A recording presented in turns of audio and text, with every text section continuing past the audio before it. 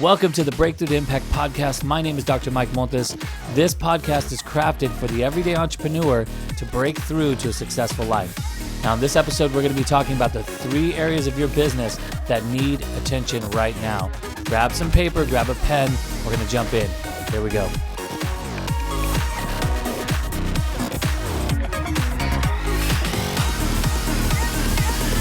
All right, guys, so excited to have you here for this talk. Now, a couple of housekeeping things. If you're listening to this podcast through the regular podcast channels, I want to encourage you to go over to YouTube, go check me out. Now, there's a description, there's a link in the description, so go click that link, go over to YouTube, because here's why. I'm going to be sharing a couple of extra things in this talk that won't be in the podcast. It won't make it to the podcast. It's only for those who are on YouTube. So go check that out. If you can, hit the subscribe button so you get notified when I update new things. I'm going to be updating every week. And so I definitely want you to not miss those things. Those extra things are going to be powerful. So please go check me out. Go subscribe there on YouTube. But for those of you who are listening here in the podcast, I'm going to share the top 3 things that you need to do right now. And we're starting with the website. Okay, so if you guys have a content management system and you have not updated your website in the last 30 days, please go do so. If you do not have a content management system, or you're like, I'm unsure if I have a content management system, I don't know what that is. So basically, a content management system is something that you as a regular user, you don't know how to code, can go log in somewhere. Usually that's WordPress, but it could be like Kajabi, something like that. If you don't have anything like that, then you need to talk to a programmer about getting you up your site and all that updated to the most current technology that's out there. Here's why. You're missing out on the opportunity to go do what I'm about to tell you to go do. It's too hard. It's going to take too much money, time, energy, whatever it takes to get that uploaded if you're having to rely on somebody else, right? So content management system is absolutely vital. If you do have a content management system and you have not updated in the last 30 days, the easiest way to do that is to go write a blog post, okay? It can be short. Usually you want to have it about 600 words. That's I think my personal opinion is the cutoff. Some people will say 300, some people will say 1,000. I think about 600 words is pretty good. And you want to make sure that that article has something relating to the topic at hand. So let's say we're going to take a chiropractor as an example. So if a chiropractor goes to the website, they want to make sure that they are writing something about your back or your neck pain, something that's related to what they do in general business. And then in that, you want to make sure that you at least, let's say we're talking about the back, we want to at least in the title have something related to back, say the word back in there, back pain, back injury, something to that effect. And then in the article, the 600 words, you want to say about 6% of the times, between 6 and 7% of the time in the article, you want to say back pain, okay? What that's going to do is that's going to trigger Google to make sure that it's recognizing your content for that keyword, all right? Now, if you're trying to rank for a little bit more local, like a chiropractor, you have a brick and mortar location, you don't want people all over the nation finding you, you want to add the name of your city into the title as well as into the actual article, right, what you're writing. So that's number 1. If you have not updated your website in the last 30 days, please, that is the first step. Now, I want to explain why, okay?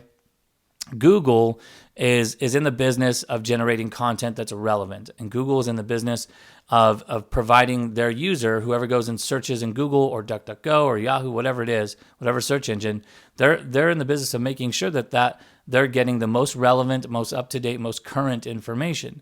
So if your site has been sitting on the site on online for a few years and you've never really gone and updated it, what's happening is you're telling Google that your content is old and outdated. Now, thankfully, Google is not smart enough to read that content and distinguish or decide whether or not that content is still relevant for today, right? It's not an AI. What it is doing is it's going and looking for some key metrics. Is it new content? Has it been posted somewhere else before, right? Is this duplicate content that belongs to somebody else? Is it content that was written by this site or first published by this site? How much are the users who are reading this? How often are they reading it? How long are they reading it? How many times do they click on things that are related to that? So it's looking for all these key metrics. And if you haven't updated or giving Google anything to consume that's new, well, guess what? you're not going to actually be able to register, or really people won't find you, right? Because Google's going to say, nope, this isn't relevant, remove it from the search or put it to the bottom of the list, right? I don't know if you've ever done this. I'm a geek, so I do this, every so often. I want to see what's at the very end of the search terms. So I'll go down, I'll type something generic, and it'll say, a million different searches, and I'll try and figure out what the last page is, because I just want to see what's at the very end of this. And 9 times out of 10, it's going to be an old site that hasn't been updated in a long time, and that's where your site might be living. So, number one, make sure that you update your site. Now, you can't trick Google. That doesn't mean that you go to your homepage, change a word or two. This has to be a unique page, something at least big enough of a change that Google will say, oh, this is a new paragraph, a couple of paragraphs, something like that. So the blog really is the best way to get that done. It's the easiest way to get that done and the most cost effective. All right, so that's number one. Number two, you want to do the same thing with social media. Okay, so Facebook, YouTube is a social platform. So YouTube as well, LinkedIn, Instagram, all these social media sites, they have metrics as well. They have key indicators that are saying, why is this person relevant to the audience, and why should I present this information? If you haven't updated your private, like let's say Facebook, you haven't updated your private Facebook page, you haven't updated your LinkedIn page in some time, you're not going to rank in the feed, right? In the relevancy of the people that you're trying to reach. You won't be in their feed. So it's really important that you go in and update things. Now, my rule of thumb is always putting something personal, right? Facebook, even if it's a business page, share with people what's going on in your personal life. It might not have to be in your home, but it can be what you're doing out in the world. There's lots of different things that you can do. I volunteered at my son's school the other day, and so I posted on Facebook, hey, this is what I'm doing, and talked a little bit about something that I thought was pretty neat. They were celebrating the 100 days of being in school, and so lots of different kids were dressed up in lots of different ways. It was really, really neat. So I share that with my audience, and I share that with you to say you don't necessarily have to make it boring or drab. It doesn't have to be, hey, buy my thing, hey, buy my thing, hey, buy my thing, because that's also Google or Facebook and all the other search or social media platforms. They're going to say, oh, he's just posting the same thing over and over. That's not good content, right? They want stuff that's going to get a reaction, that's going to get looked at, viewed. If you can put a video out, that's even better. Going live, that's great. People will respond to that, and Facebook will see that you're generating really relevant content. So making sure that you're updating your social media platforms, posting as often as you can throughout the day on every platform that you are managing. All right. Third and final for here on the podcast, you want to create a marketing plan for the next quarter. So a lot of what number one and number two we shared, right, with updating your website and then social media, you have to think about your business and your presence online as you're telling a story. Okay. Now, if you don't have a general place, a general start, middle, and end to that story, then people start to lose interest, right? So creating a marketing plan for your business and for just a quarter at a time to understand, all right, what are my goals? What things do I have to offer this month? What ways am I going to be connecting with my clients? What kind of products do I have to sell? If I'm an affiliate marketer, what's coming up in the next quarter that I want to start promoting, and then start telling those stories, right? Start utilizing Facebook and LinkedIn and Instagram and all these different social media platforms to tell the story. Make sure that your blog is following along with the story that you're telling across your social media platforms.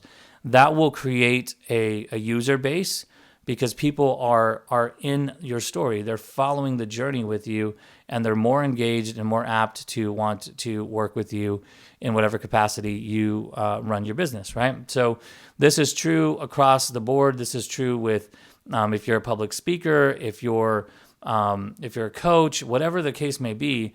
If all of the things that you're sharing are not following a plan, and you're just kind of being reactive to the market rather than proactive and planning those things out, you're going to see your numbers drop. You're going to see not as many people subscribing to whatever you're putting out there into the world. And I think the point is, as a content creator, for me, I want to make sure that I'm giving you content that is going to be relevant and is ultimately going to lead you to work with me, right? I'm not doing this solely because I love it. I'm doing it also because it feeds my family. And so in order for my family to be fed, I have to make sure that my clients are growing and scaling their businesses, and I have to create a storyline for them to follow. So make sure, guys, that you have a marketing plan for each quarter.